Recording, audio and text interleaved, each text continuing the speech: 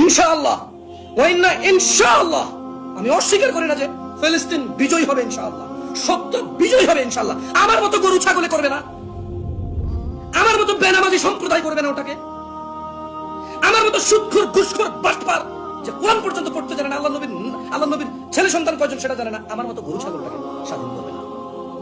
ইনশাআল্লাহ ফিলিস্তিন জিতবে ইনশাআল্লাহ।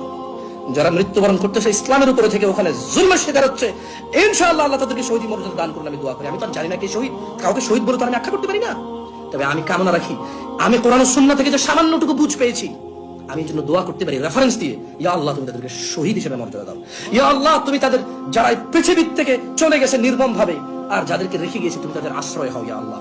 আমি জানি ফিলিস্তিন ইনশাআল্লাহ বিজয়ী হবে, তবে গরু ছাগলরা বিজয় করবে না, গরু ছাগলরা বিজয় করবে না, বেনামাজি সম্প্রদায় বিজয় করবে না, কোরআন তেলাওয়াত করতে জানে না এমন সম্প্রদায়টাকে বিজয় করবে না, যে মা বাপ তার ছেলে সন্তানকে কোরআন শিখায় না এমন বাপেরা যায় বিজয় করবে না, যে সন্তানরা সব বুঝে শুধু ইসলাম বোঝে না এমন সন্তানরা যায় বিজয় করবে না।